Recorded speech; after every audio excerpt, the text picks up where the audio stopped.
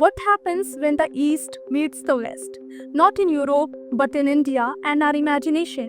For centuries, Europe looked at India and turned it into an image exotic, mystical, timeless. A place to be painted, studied, and possessed. But what happens? When does Europe become the other? What is the visual language like?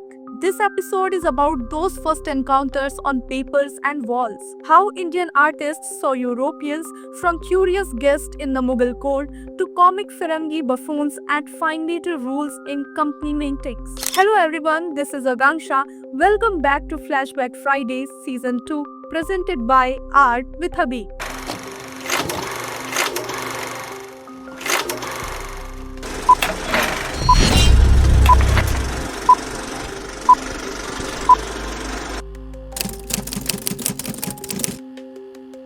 Today, I want you to imagine a very specific moment. You are a court painter in Mughal India.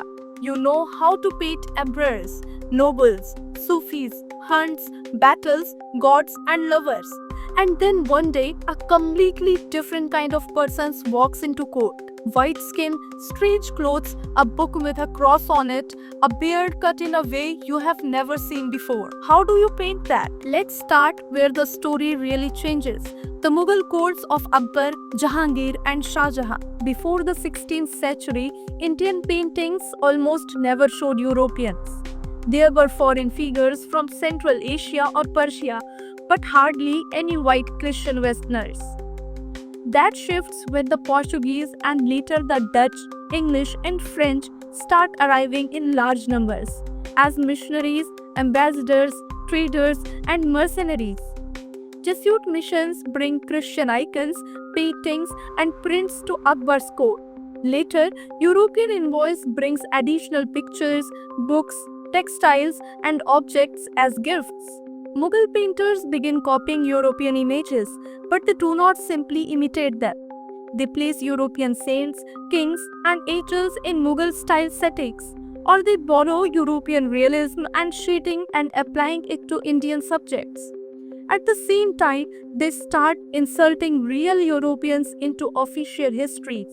The Akbarnama, Jahangirnama and Padshahnama, documenting who was present at court. In one painting of Akbar receiving news of a victory, a single European vested breast stands at the edge of the court scene. Easy to spot but clearly not central. In another image of the Ibadat Khana, Akbar's house of religious debate, Jesuit fathers in black socks appear, rosaries and Bibles in hand, recognizable by a repeating set of visual signs. Under Jahangir, English ambassador Sir Thomas Roe is painted in a bright red outfit holding a book, likely the Bible. While watching a court ceremony, Jesuit fathers appear again and again, wearing their distinctive hats and robes. These details tell viewers, here is the foreigner, here is the Christian. Even in scenes of conflict, the hierarchy is clear. In a painting depicting the death of Sultan Bahadur near Diu in battle with the Portuguese, European soldiers appear as formidable military force. Yet remain others whose power the Mughals are watching and measuring. So, in the Mughal period, Europeans are visible, sometimes respected, sometimes distrusted, but almost never superior. They are a new kind of body in the image, marked as different by skin, clothes, and props, and placed carefully in the composition to reflect their fragile position in the empire. Now jump 100 years. We are no longer in the Mughal palace at Agra. We are in the Rajput courts of Mewar and Bundi. The mood shifts from documentation to satire. In 1711, a Dutch East India Company embassy led by Johann Joshua Ketelaar visited the court of Maharana Sangram Singh II of Mewar. Court painters record the visitors in great detail. White-brimmed black hats, long periwigs, red coats, and pale faces that stands out sharply against the Rajasthani palette. These early paintings are still descriptive. They show specific Dutch individuals, but very soon these figures get loosened from their historical context. They blend into a broader pictorial type. The Firangi, the foreign European, shown alone or in small groups in Rajasthani paintings. A particularly strange and fascinating subgenre appears, the grinning Firangi fool. In some Mewar paintings from the mid to late 18th century, we see a pair of Europeans with exaggerated expressions, big smiles, bulging eyes, touching their nose with a finger. This pose may have come from European images of fools, illustrating a Dutch proverb, "The world feeds many fools," which had traveled to India through print. The nose touching could hint at taking snuff, a European habit, but Indian viewers might also have read it as a familiar gesture of astonishment, an expression long used in Indian sculpture, painting, and perhaps dance. The result is a hybrid sign, half imported humor, half local body language. These Firangi buffoons are repeated as stock motifs, sometimes as a pair, sometimes alone, sometimes changed in clothing, jeter or gesture, a running joke that painters and patrons return to again and again. Here, Indians are not just looking at Europeans with curiosity, they are laughing at them, turning the exotic foreigners into a comic subject. The paintings becomes a space where the political anxiety and European power can be flipped into visual control and satire. But history does not stay in satire for long. By the mid-18th century, the balance of power changes. The Mughal center weakens, the East India Company rises, and in art, the gaze reverses. From the late 1700s, we see the growth of company school painting. The paintings made by Indian artists for European patrons such as British, French, officials, soldiers, and merchants.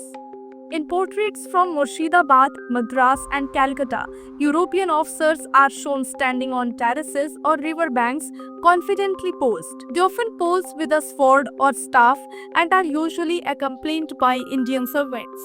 The clothes, boots, hats, and swigs now signal not just foreigner, but ruler. European patrons commission a series of native types, such as ayahs, bearers, artisans, street vendors, even sheep eaters, and others so-called curiosities.